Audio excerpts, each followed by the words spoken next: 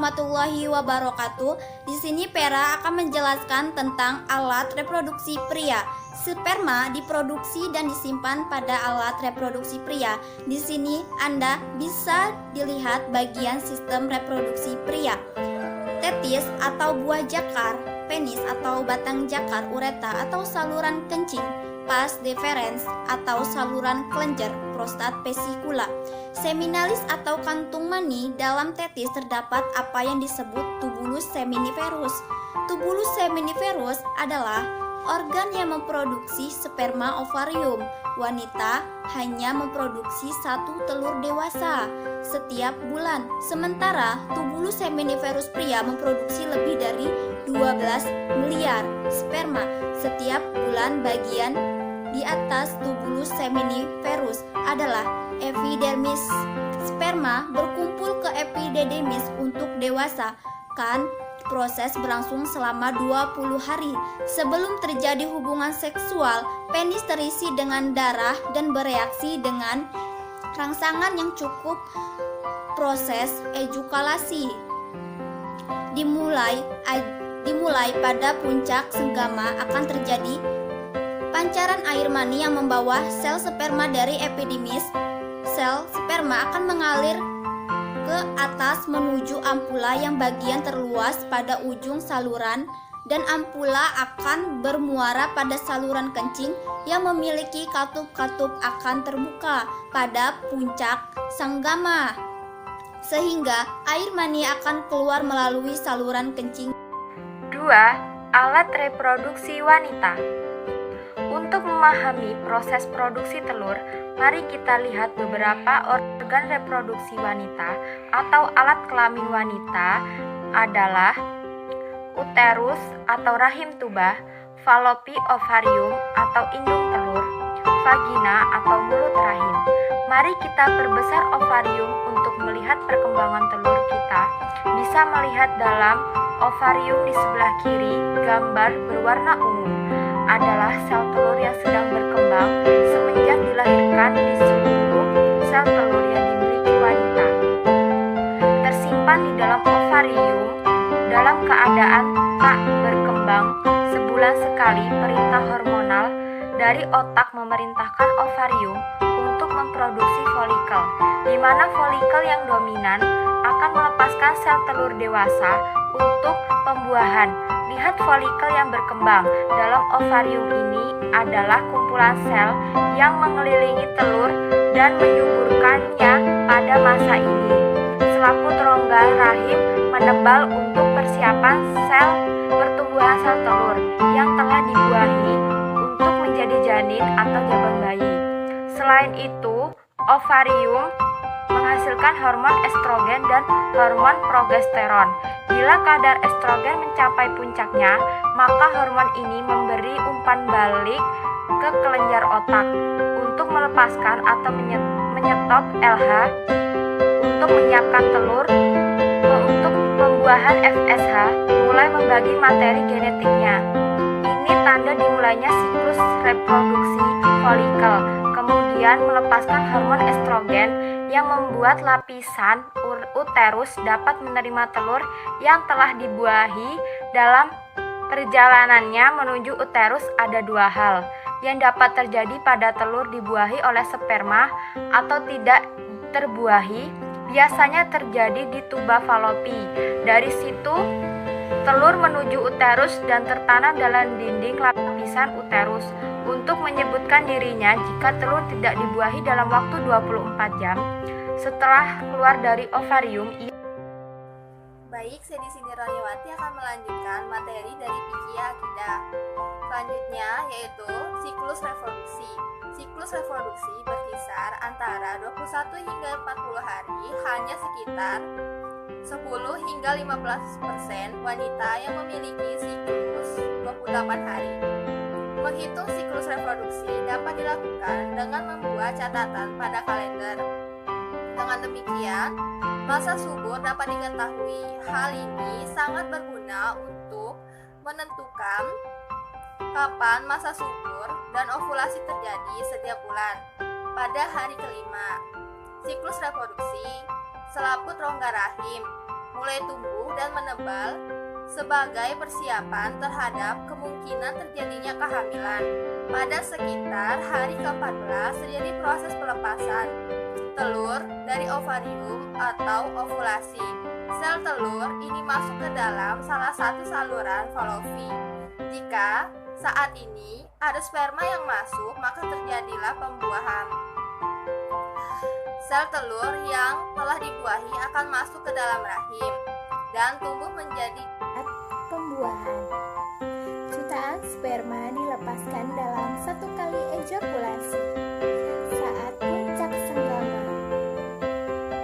Setelah dipancarkan ke dalam mulut rahim, sel sperma bergerak ke dalam rongga rahim dan saluran telur untuk mencapai sel telur yang matang dan siap dibuahi. Dari jutaan sperma yang dipancarkan, hanya beberapa yang dapat bertahan hidup mencapai indung telur, dan hanya satu yang akan bertahan hidup mencapai indung telur. Sperma kemudian mempenetrasi dinding sel telur, kemudian mengkombinasikan. Yang selanjutnya adalah kehamilan. 3 bulan pertama kehamilan terjadi selama 14 minggu dari 40 minggu masa kehamilan. Pada masa ini, wanita mengalami berbagai perubahan emosi yang dikarenakan perubahan hormon pada tubuhnya, dan pada saat ini pula sering terasa mual-mual pada pagi ataupun malam hari. Pada minggu pertama, hampir seluruh organ internal janin telah terbentuk. Janin mulai mengepal, bahkan sudah dapat sedikit bergerak. 3 bulan kedua, minggu ke-15 sampai minggu ke-27 kehamilan, wanita mulai mengalami gejala sesak nafas.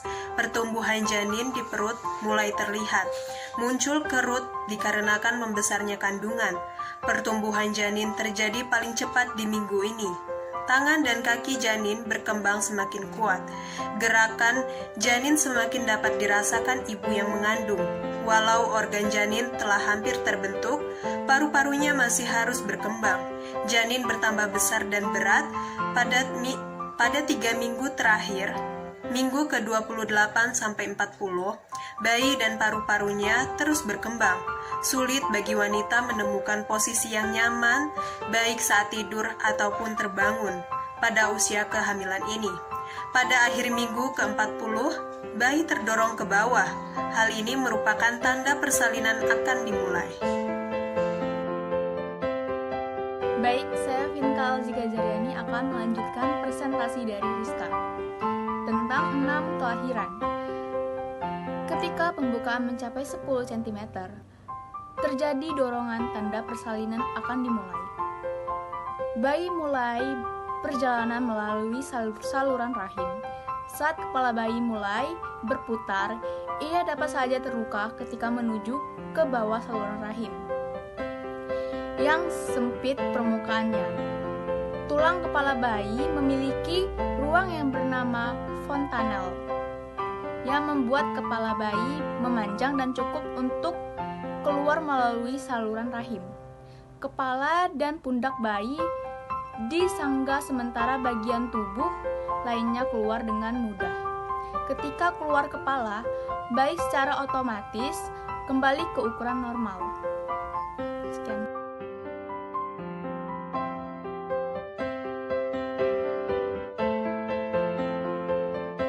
Pada organ alat reproduksi. Yang pertama, AIDS. Penyakit AIDS adalah penyakit yang disebabkan oleh HIV atau Human Immunodeficiency Virus yang menyerang sistem imunitas atau kekebalan tubuh penderita.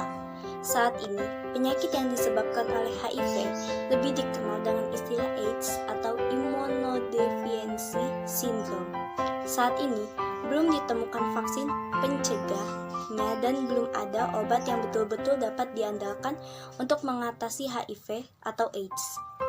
HIV dapat ditularkan dari orang tua yang terinfeksi kepada anaknya, kemudian melalui transfusi darah yang terinfeksi ditularkan akibat gaya hidup yang tidak baik seperti pergaulan bebas dan menggunakan jarum suntik untuk obat terlarang seperti narkoba.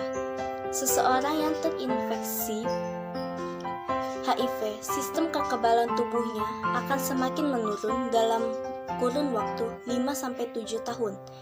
Penderita nampaknya seperti orang sehat, belum memperhatikan gejala fase selanjutnya, baru dapat didiagnosis setelah kekebalan tubuhnya sangat berkurang dan timbul penyakit tertentu seperti TBC, pneumonia, herpes, saraf terganggu, dan lain-lain.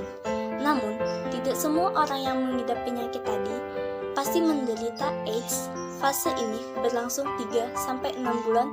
Untuk memastikan apakah seseorang positif atau tidak, harus dilakukan pemeriksaan banyaknya sel, salah satu sel darah putih yang berperan dalam imunitas. 2. Gonorrhea. Penyakit gonorrhea disebabkan oleh bakteri Neisseria gonorrhoeae. Gejala penyakit ini adalah rasa sakit dan keluar nanah pada saat kencing pada lelaki, serta keputihan warna kuning hijau pada perempuan. Penyakit ini dapat menyebabkan kebutaan pada bayi yang baru lahir. 2. Sifilis atau raja singa.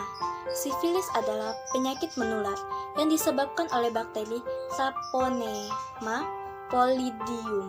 Gejala awal penyakit ini adalah luka pada tempat masuknya bakteri ke dalam tubuh.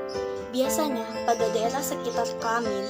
Penyakit ini dapat menyebar dan menyerang organ-organ tubuh lainnya, kemudian menimbulkan kerusakan pada organ tersebut. 4. Herpes. Penyakit herpes simplex genitalis disebabkan oleh virus herpes simplex tipe 2 yang menyerang kulit di daerah genital di luar anus dan vagina. Gejala penyakit ini berupa gatal-gatal pedih dan kemerahan pada kulit di daerah kelamin. Kemudian, pada daerah tersebut timbul beberapa lampu kecil-kecil dan selanjutnya lebih menjadi pecah dan menimbulkan luka. Penyakit herpes sulit sekali sembuh dan sering kambuh setelah beberapa bulan atau tahun. 5. Keputihan. Keputihan yaitu penyakit kelamin yang terjadi pada perempuan dengan ciri-ciri terdapat cairan berwarna putih kekuningan atau putih keabu-abuan pada bagian vagina. Cairan tersebut bersifat encer atau kental, berbau tak sedap, dan dapat menyebabkan rasa gatal pada vagina. Penyakit ini dapat diakibatkan oleh infeksi jamur Candida albicans, bakteri, virus, dan parasit. Penyakit ini dapat terjadi apabila kebersihan bagian vagina dan sekitarnya kurang dijaga dengan baik. 6. Epididymitis. Penyakit ini terjadi pada lelaki. Epididymitis adalah peradangan pada saluran epidermis yang disebabkan oleh infeksi atau terkena penyakit menular seksual.